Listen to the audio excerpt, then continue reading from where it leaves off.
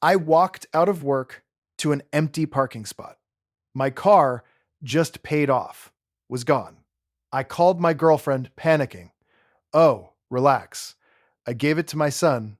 He needs it more. Her son had totaled 2 cars in 3 years. This was my first new car ever. I hung up and dialed 911. I want you to sit with that for a second. My first new car ever. Not first new car this decade, not first car in a while. My first brand new vehicle in 34 years of being alive on this planet. The first thing I'd ever purchased that had that specific smell. You know the one. The smell of something that's never had anyone else's life lived in it yet. The smell of something that is completely, entirely yours. I made the last payment 11 days before she gave it away. 11 days. I had literally just texted my buddy Dale a photo of the zero balance confirmation and a single crying laughing emoji. And he had sent back, "You did it, bro," in all caps. And I had screenshot that too because I wanted to remember the exact moment. 11 days. And I'm standing in this parking lot in the October cold with a bag of tools over my shoulder and plaster dust in my eyebrows, looking at an empty rectangle of asphalt where my car is supposed to be. And I'm thinking, maybe I'm in the wrong row. Maybe I parked somewhere different today. I wasn't in the wrong row. I called her. She picked up on the second ring, cheerful, completely unbothered. And before I could even get a full sentence out, she said, "Oh, relax. I gave it to Brody. He needed it more." And the world went very, very quiet. But I'm getting ahead of myself. Let me take you back. Because you need the full picture.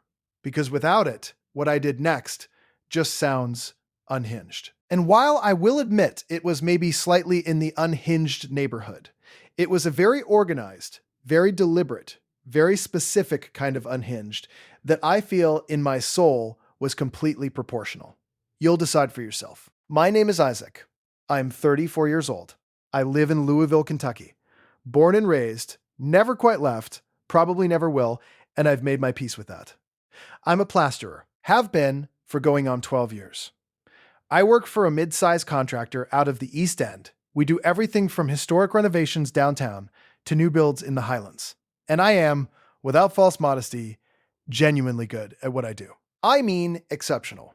There's a reason my boss, Frank, keeps me on the historic stuff. The plaster overlap buildings from the 1890s that everybody else is terrified to touch. I'm the guy they call when they need a perfect skim coat on a ballroom ceiling that's been cracking since before anyone's grandfather was born. I know it doesn't sound glamorous when you say it out loud. Plasterer. But I'll tell you what, when I'm done with the wall, you cannot tell where the repair ends. It disappears. My work disappears into the building like it was always there. I take an enormous amount of pride in that. I make decent money. Not software money. Not lawyer money. Plasterer money, which is honest and real, and enough I clear about $62,000.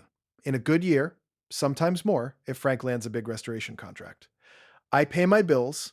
I don't carry credit card debt. I saved for 3 years for that car. 3 years of parking the 2009 Corolla with the cracked dashboard at job sites and watching everyone else pull up in trucks I couldn't afford and just quietly putting money away every single month until I had enough for a down payment on something that was actually mine.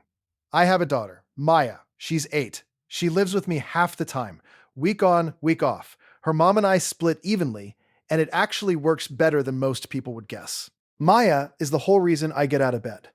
She's one of those kids who is simultaneously 8 years old and approximately 45. She will read a picture book about feelings with complete sincerity, and then turn around and say something so precise about the nature of adult behavior that you have to excuse yourself to go process it privately. She has my mother's eyes and her own way of tilting her head slightly to the left when she's deciding whether to say the thing she's thinking.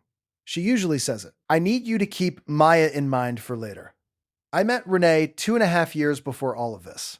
She's 40. She works in HR at a distribution center out near the airport. She has dark hair. She keeps in a bun on workdays and down on weekends. And when I met her at a mutual friend's cookout, she made me laugh 3 times in the first 12 minutes of talking. And I thought, yeah, okay, I'll pay attention to this person. I want to be fair here because I'm going to say some things about Renee that sound harsh, and I don't want to make her a villain in this story when she's not. Exactly. She's a person with complicated instincts who loves her kid in a way that went sideways somewhere around the time he turned 18 and just never quite corrected. That happens. I've seen it. I understand it even. But understanding something and tolerating its consequences forever are different things, and it took me longer than I'd like to admit to learn the difference. Renee has one son, Brody, 24 years old at the time of this story. 6'1", genuinely handsome in the way that sometimes makes people forgive things they shouldn't, and possessed of a specific, deeply held belief that the universe owed him a particular standard of living that he had not yet been formally required to earn himself. Brody had one job in the year before I started dating Renee, stocking shelves at a pharmacy. 20 hours a week, $8.50 an hour. He lasted 6 weeks. He left because, and I am quoting here, the vibe was off. After that, he decided he was going to be a content creator. A content creator. Brody's YouTube channel at the time of this story had, and I checked because I am a precise person by nature and profession, 47 subscribers. 47. 43 of whom were people he knew personally, and 4 of whom appeared to be bots. His content was gaming videos. Specifically, he played a farming simulation game and narrated his digital crop rotation in a voice that can best be described as aggressively uninflected. No editing, no thumbnails that made any sense. The most viewed video had 211 views. And if you read the 3 comments underneath it, one of them was from Renee herself saying, "So proud of you, baby," with 3 exclamation points. Brody had also totaled 2 cars. The first one was a 2016 Civic that his father, Renee's ex, a quiet man named Gary who lives in Elizabethtown and does not have a dramatic bone in his body, had co-signed on. Brody wrapped it around a median divider at 11:30 on a Tuesday morning. No other car involved. Just him, the Civic, and the median, and whatever forces of destiny brought them all together.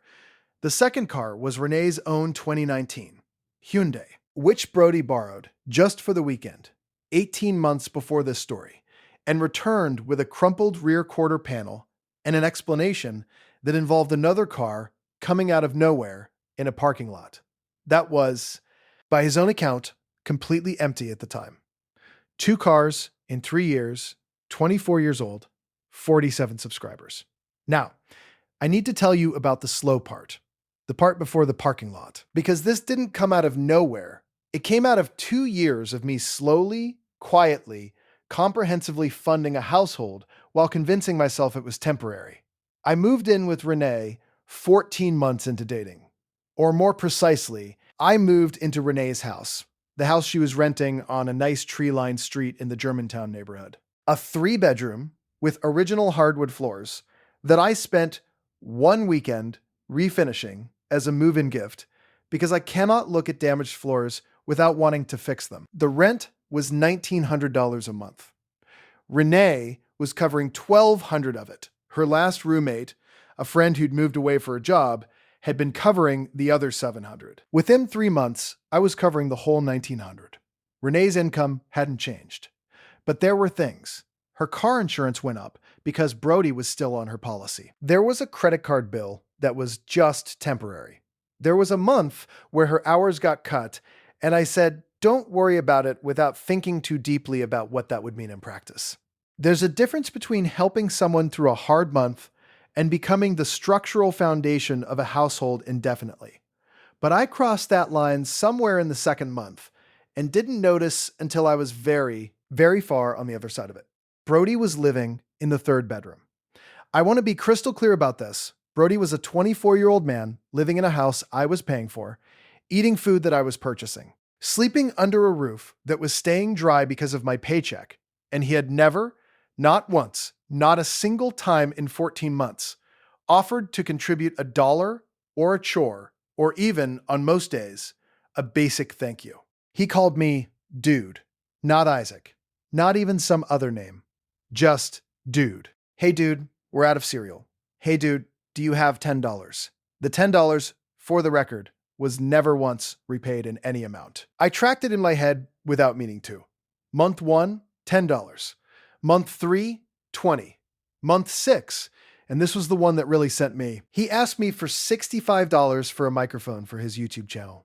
And I gave it to him because Renee was standing right there with the specific expression she gets when she's waiting to see what I'm going to do. And I didn't want to be the guy who crushes a kid's dream over $65. The microphone appeared in exactly 0 videos. I don't know where it went. I kept telling myself it was temporary. I kept thinking, he's young, he'll figure it out. Everyone takes a little longer to launch now. The economy is hard. I was fortunate to have a trade that carried me. Not everyone has that. I said all of this to myself with complete sincerity for 14 months. I am a patient person. I grew up working. My dad had me on job sites by the time I was 14, and I didn't resent it. I was glad later that I knew how to do something. But I think because I'd had structure given to me, I assumed other people eventually arrived at it on their own. I assumed wrong. The entitlement. And that's the only word for it. I've tried softer ones, and none of them fit. The entitlement shifted so gradually that there was no single moment where I could point and say, that's when it changed. It was 1,000 small things. It was the way Brody stopped saying, if it's not too much trouble, when he asked me things, and started just saying, hey dude, I need, as a full sentence opener. It was the way Renee started telling me things rather than asking. I told Brody you'd fix the hole in his wall this weekend. Not could you, not would you mind. Told, declarative, already done. I fixed the hole. Of course I did. I'm a plasterer. Fixing holes is literally my entire professional skill set.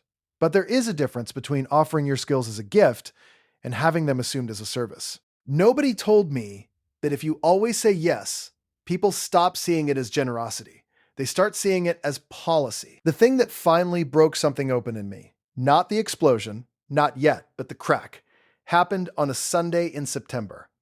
Maya was with me for the week. She'd made a drawing at school of my family, which is a thing her teacher assigns at the start of each year, and she'd brought it home carefully in her backpack, folded once.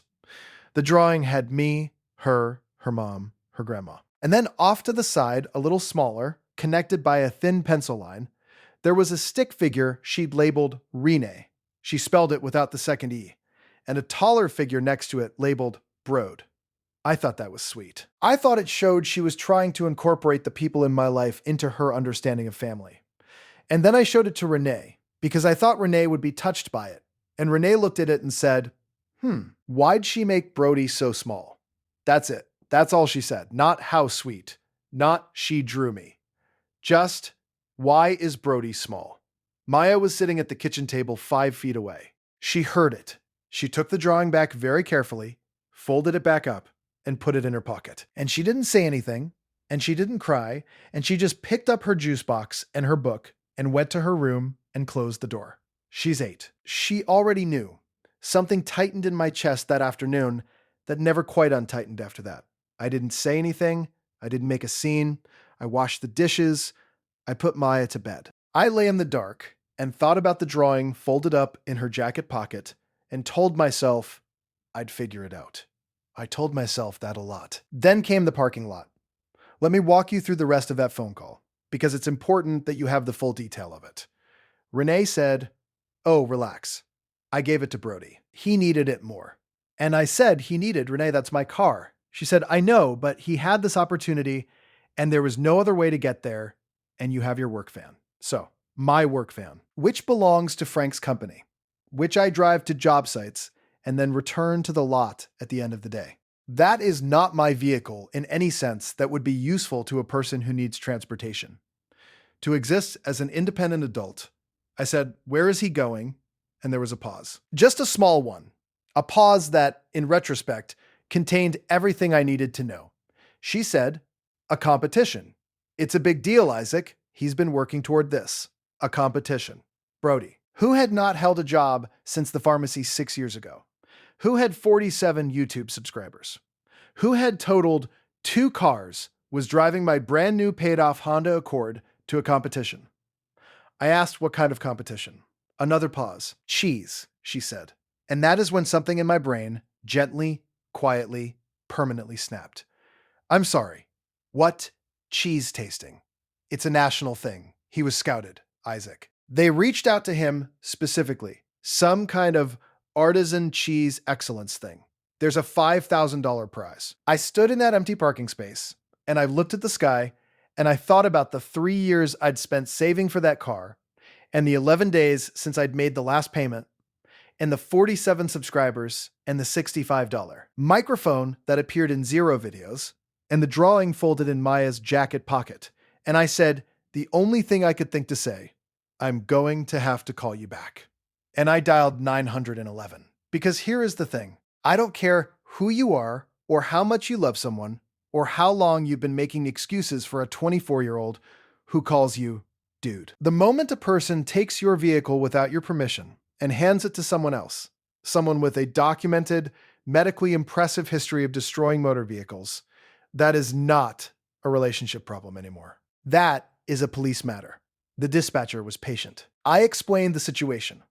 I gave the make, model, year plates. I explained that my girlfriend had taken it without my permission and given it to her son. There was a professional silence on the line. And then she said, "So you're reporting it as unauthorized use?" And I said, "Yes." And she said, "Okay. And do you know approximately where the vehicle was taken?" And I said I'd find out. I called Renee back. She was much less casual now. She said, "Isaac, don't overreact." I said, "Where is he going?" She said, "I told you it's a cheese competition. It's at a Cracker Barrel in Elizabethtown. He got a DM on Instagram saying he was a regional semifinalist." I want you to stop and read that sentence again. A DM on Instagram, regional semifinalist in National Artisan Cheese Excellence, based on his online presence. Brody, who had once posted a photo of a Domino's pizza with the caption, "Eating good for fra," and 2 pepperoni emojis, had been scouted via social media direct message to participate in a competitive cheese evaluation event at a Cracker Barrel 80 miles away. I said, "Renee, what is the account that messaged him?" She said, "I don't know, some National Dairy thing." I found it in about 4 minutes at National Dairy League _official. 11 followers. Account created 18 days prior. Profile photo.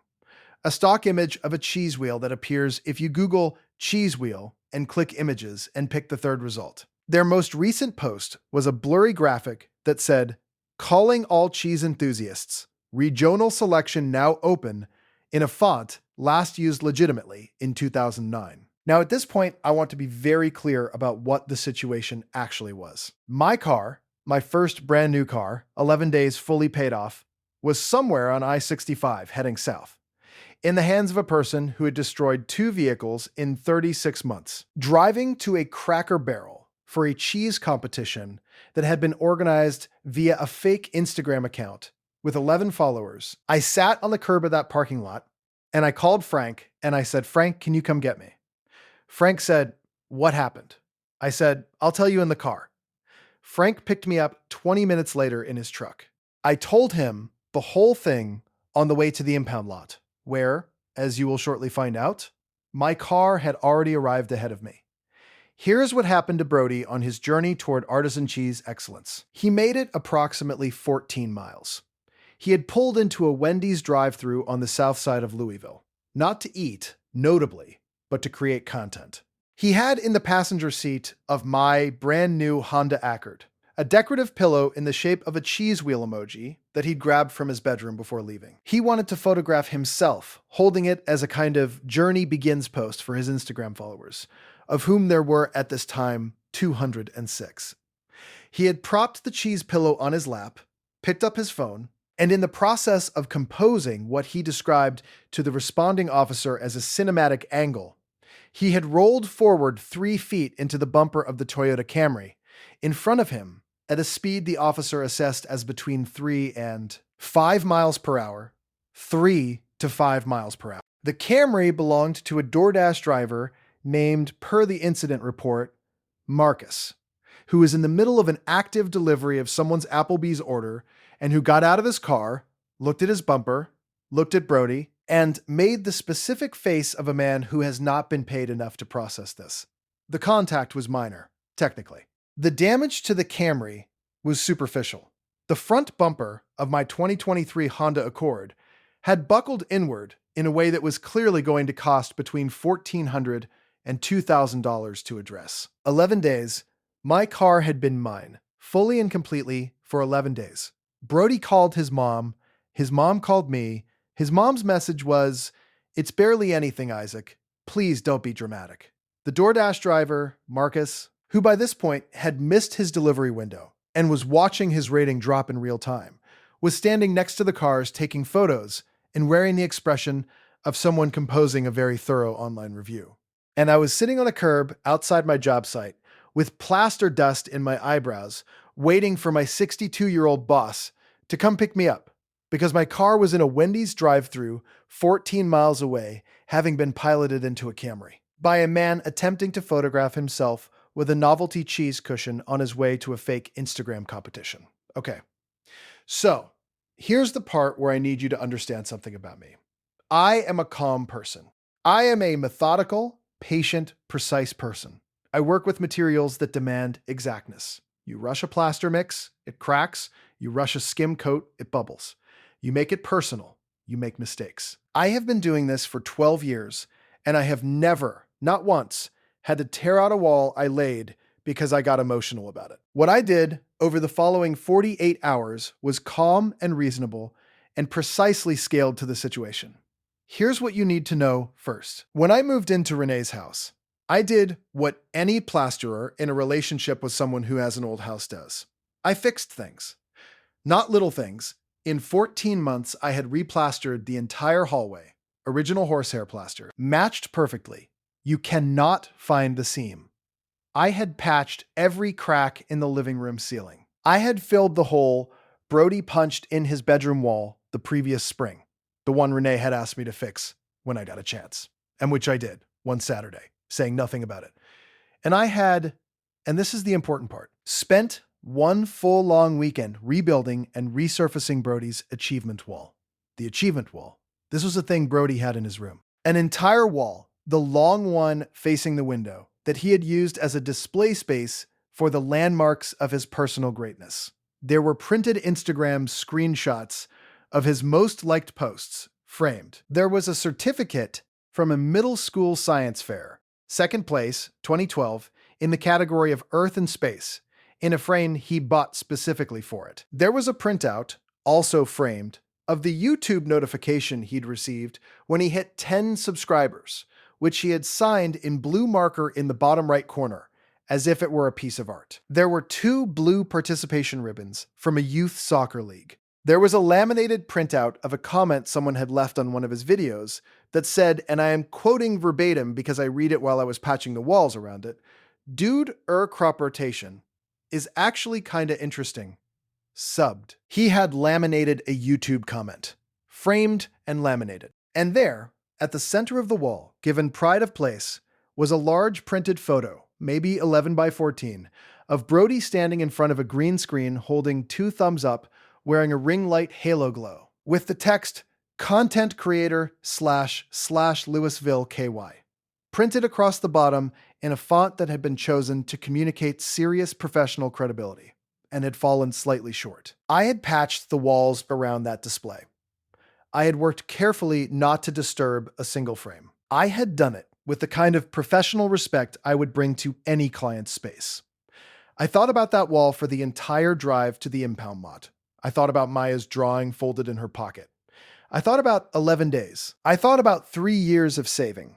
I thought about $65 for a microphone that appeared in 0 videos and 47 subscribers. And, "Hey dude, we're out of cereal." And Renee on the phone saying, "Oh, relax." And then I thought about how I, specifically, had spent the last 14 months making walls smooth and invisible. How my entire professional gift is making damage disappear.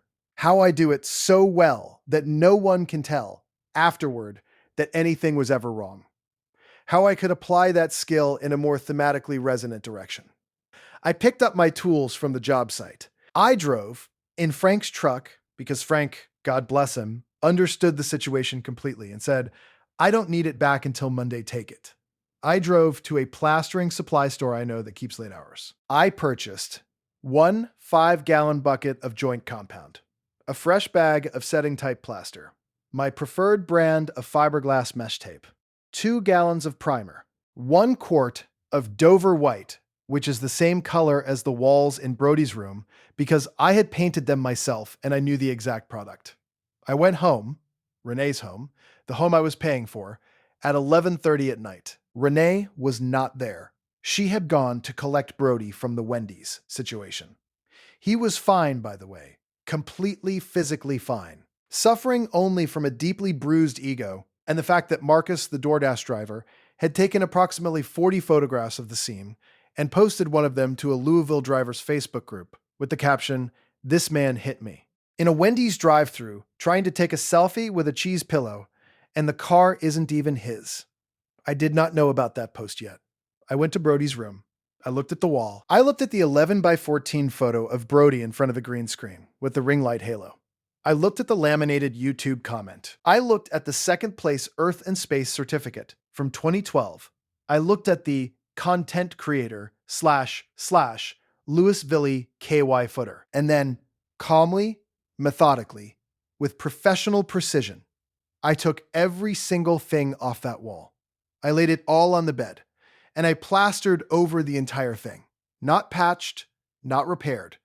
The wall didn't need repairing. I am talking about a full skim coat, mesh tape on any previous patch points, fresh compound, feathered out to the edges. I worked for 3 hours. I am very fast when I need to be. When I was done, the wall was smoother than it had ever been in the history of that house. Smoother than the day it was built, probably. Not a mark, not a ridge, not a single bump or imperfection. It was a perfect, untouched, virginal surface. I primed it. I painted it Dover white, 2 coats, while the plaster dried. When I was done, Brody's achievement wall was simply a wall. It was just a wall. The most anonymous, featureless, beautifully smooth wall in Louisville, Kentucky. You could not look at it and know that anything had ever been there. You would have no evidence standing in that room that any of it had happened. That is the whole premise of my profession, and I had never in 12 years applied it with more genuine artistic satisfaction. I stacked all of Brody's framed certificates and printouts and ribbons neatly in the center of his bed, with a small yellow sticky note on top that said, "Removed for wall prep. Store safely." I packed a bag. I woke up Maya, who was sleeping in the room she used at this house, and I carried her half asleep to Frank's truck, and I drove to my mother's house. I did not leave a note for Renee. I took photos of the wall before I left. Nice ones. Good lighting. Before and after. I want to be very clear that the before and after photos were, in my mind at the time, just documentation. I am a plasterer. I document my work. This is standard professional practice. What happened to those photos was, I will admit, not something I fully planned. But I genuinely did not plan for that part. Here is what happened. The next morning, I was at my mother Loretta's kitchen table, drinking coffee, while Maya ate pancakes, and my mother did not ask me a single question she didn't need to ask, because she has known me for 34 years and understood the shape of the situation from the moment I walked in the door at 1 in the morning, carrying an 8-year-old and a bag. She did say one thing. She said, "That woman let her boy do what?" And I told her. She set her coffee down. She looked at me for a long moment, with a particular expression that only a mother who has spent 30 years watching you absorb things quietly can make. And she said, "Isaac Michael, you have been paying for that house." Not a question. "Yes, ma'am." 14 months. 14 months. She nodded once. She picked her coffee back up. All right then. That was the whole conversation. My mother has the gift of condensing everything that needs to be said into the fewest possible words, and she uses it like a surgical instrument. I posted the photos. I want to explain the chain of events here because they happened fast and in a specific order that I think is important for you to appreciate fully. At 8:47 a.m., I posted the before and after wall photos to a Louisville Plastering and Drywall Trades Facebook group I've been a member of for 4 years. It has about 1,100 members, mostly contractors, mostly local. I captioned it, "Portfolio work, feature wall transformation, clearing a display wall and bringing it back to spec. Skim, prime, 2 coats, Dover white, clean finish." And because I am professional about documentation, the before photo was wide enough that you could clearly see in Brody's room, the YouTube subscriber milestone printout in its frame, and the content creator slash LOEville KY poster. At 9:02 a.m., 15 minutes later, the post had 37 reactions and 9 comments, most of which were supportive trade compliments. Things like, "Clean finish, man," "Good work," and "That wall is butter. Nicely done."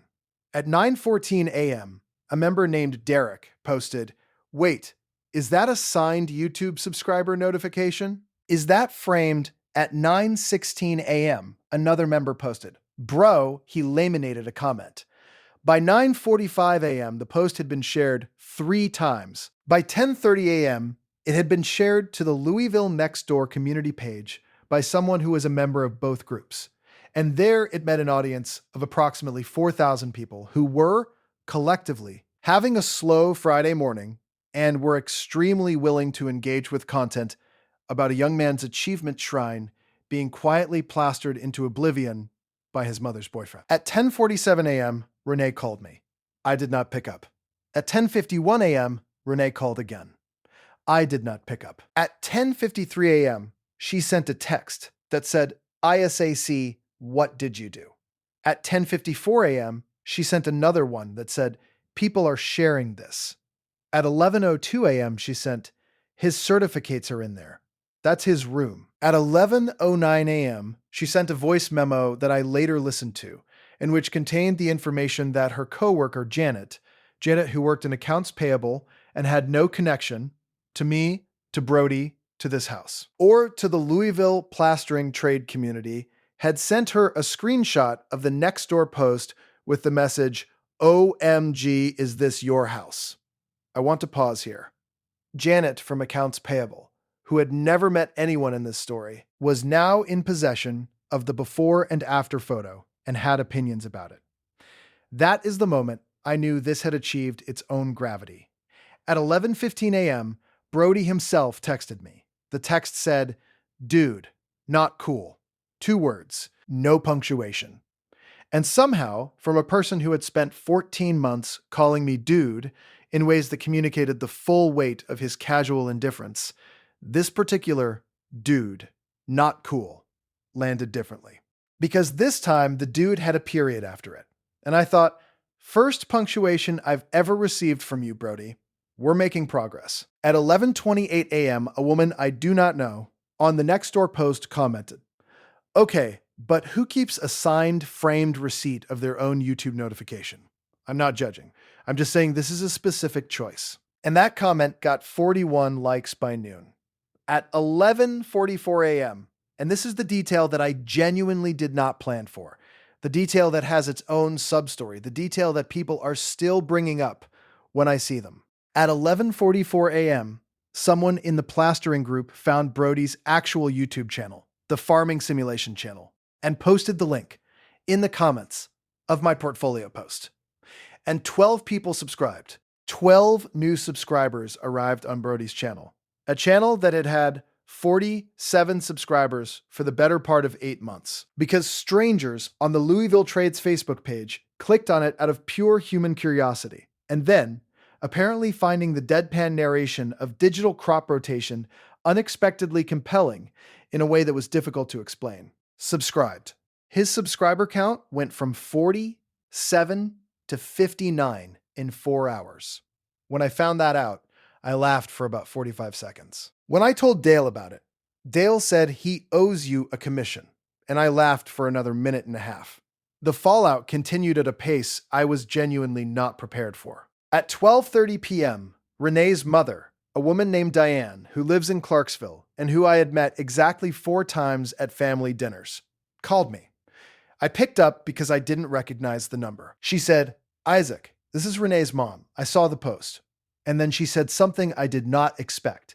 She said, "Good. That boy needs to come down to earth, and my daughter has been enabling it for too long. I'm sorry about your car, honey." I said, "Thank you, Diane." She said, "Is the car fixable?" I said I thought so. She said, "Good. Now, what do you need?" Diane, Renee's own mother, who had seen the Nextdoor post from a gas station in Clarksville because her friend Linda had texted it to her, Renee's mother was on my side. I genuinely did not see that coming. At 1:15 p.m., Renee arrived at my mother's house. She had Brody in the car. My mother answered the door. My mother is 5'4" and has never once in her life needed to raise her voice to communicate the full weight of her disapproval. She looked at Renee. She looked at Brody. She said, "You can come in. He's in the kitchen. You'll want to leave that one in the car." That one being Brody. Brody stayed in the car. Renee came inside. I'll tell you what she said and what I said because I think it matters. She started with, "I understand you're upset." I said, "Renee, I reported the car stolen."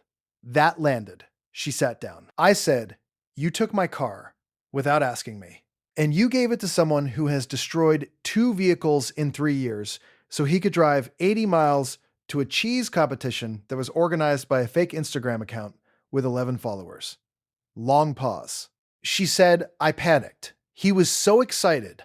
I thought," I said, "that it was okay, that I'd understand, that it was fine because I have a work van, which is not your van, Renee, and does not belong to me in any sense that helps me get to work on a Friday morning." She was quiet. I said, "The car is at the impound lot. The front bumper is crunched. Brody is fine. I'm going to get the car, I'm going to get it repaired, and whoever is paying for that repair is a conversation we need to have." She said, "Isaac," I said, "and the wall." Another silence. She said, "You plastered over his wall." I smoothed and primed a wall in a house I have been paying rent on for 14 months.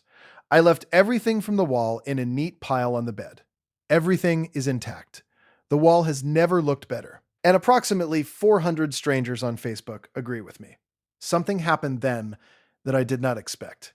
Renee's face did a complicated thing. It did the thing where you are trying not to laugh, and you are failing, and you are also crying a little at the same time. And the combination is producing an expression that a human face was not strictly designed to make. She put her hand over her mouth. She said, through her hand, the YouTube notification was framed. I said, it was signed. She made a sound. I said, in blue marker. And then my girlfriend, my very infuriating, complicated, fiercely devoted mother of a 24-year-old girlfriend, sat at my mother's kitchen table and laughed until she was actually crying. Real tears, not laughing, crying, both things happening in parallel. My mother, who had been standing in the doorway with her coffee like a referee, said absolutely nothing. She just watched. And when the laughing subsided, she set a box of tissues on the table and went back to her crossword. I don't know exactly what that moment did. It didn't fix everything. It didn't fix most things. But something about her laughing, really laughing, not politely, just genuinely losing it at the signed YouTube notification, meant that we were at least standing on the same planet. That she could see it, maybe for the first time in a while. Brody came inside eventually. Maya woke up from her nap and came downstairs and took one look at the situation and said, with the pure clarity of an 8-year-old who has absolutely no interest in diplomatic framing, "Brody, did you crash Isaac's new car trying to take a selfie with a cheese pillow?"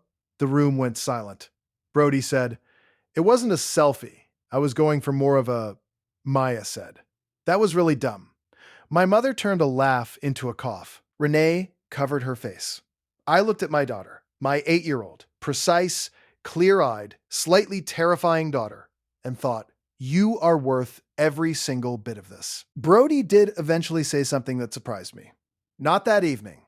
That evening was too raw, too much happening, too many emotions running in too many directions. It was 3 days later. He came to my mother's house, alone, without being asked. He stood on the porch. He said, "Isaac, I gotta say something." I waited. He said, "I know I've been a burden. Like, I know. I know I've been calling you dude and asking for money and acting like it's fine. And it's not fine. And I'm sorry about the car. I really am. I shouldn't have let my mom give it to me. I should have said no." This is the most words Brody had ever directed at me in sequence. I am not exaggerating. The most words by a significant margin. I said, "I appreciate that." He said the cheese thing was dumb. I said the account had 11 followers. He said, I know that now. I said, before you drove there, you could have Googled. He said, I know. I know. I said, Brody, you have a specific ability to make digital farming content that apparently has a niche audience. You gained 12 subscribers in 4 hours because strangers in a Facebook trade group watched your video and liked it. That's real. It's small, but it's real. You can build on real things. You cannot build on fake Instagram cheese competitions. He looked at me for a long moment with an expression I hadn't seen from him before. Something that might have been the first version of actually hearing something. He said, 12 subscribers? I said, 12. He pulled out his phone. His channel had 61 subscribers by then. He looked up at me, and I swear something shifted. He said, did you screenshot the post? I said, obviously. That was the beginning of something, not a transformation. Not a movie moment, just the beginning of a slightly different thing than what had been there before.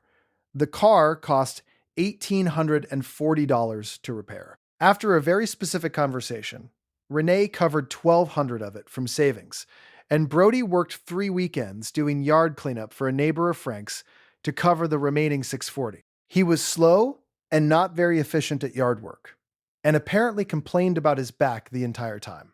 But he did it. He showed up all 3 weekends, and he did it. The police report was eventually dropped once the insurance situation was sorted out.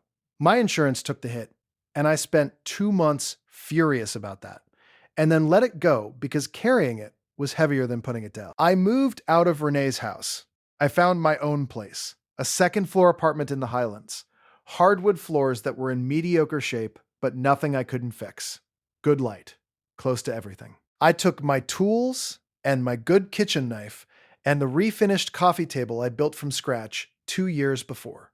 And I left behind a hallway that had never looked better, and a bathroom ceiling I'd patched in February, and a guest room that was genuinely the finest plasterwork I've ever done on a residential property. I left a handwritten note on the kitchen counter. It said, house is in good shape. Treat it well. That's all. Renee and I didn't break up cleanly and dramatically. We sort of recalibrated. We still talk. We see each other sometimes. There's something real there that I'm not ready to throw away entirely, and neither is she. But I'm not paying her rent anymore. I'm not funding a household while being thanked by someone calling me dude. I'm not doing any of that anymore. Are we a perfect couple now? No. We're not even a couple technically. We're 2 people who hurt each other and are slowly figuring out whether there's something worth returning to on the other side of that. Healing isn't a straight line, and honesty isn't comfortable, and sometimes you have to plaster over someone's achievement wall at midnight before the actual conversation can happen. Maybe that's not a universal relationship lesson. Maybe that's just mine. What I know is this. One night last month, Renee called me and asked if I wanted to come over for dinner. Just dinner. Casual. Brody had made something. Apparently he'd gotten into cooking in the last few months, started a second channel, now had 112 subscribers between the 2 of them. He'd made a pasta that was genuinely, surprisingly, actually good. Brody called me Isaac. Not dude. Isaac. Just once. But once is a start. And Maya, my Maya, with her tilted head and her precise observations, asked me on the drive home if I liked the pasta. I said it was pretty good. She said it was very good. Don't be stingy. She's right. It was very good. That's where we are. Not fixed, not fairy tale, just moving forward in the specific, imperfect, occasionally absurd direction that people move when they've stopped pretending things are fine and started dealing with what's actually there. If any part of this felt familiar, the slow tolerance, the line that finally gets crossed, the very organized midnight response that you are simultaneously embarrassed by and would do again without hesitation, drop it in the comments. I read every single one, and I want to hear yours. And if you got all the way here, if you stuck with me through the cheese competition and the next door post, and Janet from Accounts Payable, and the 12 YouTube subscribers, and every single part of this, please hit the like button. It actually matters, and it takes half a second, and it means I can keep telling these stories. Thank you, genuinely, for being here. This was Isaac. Stay real.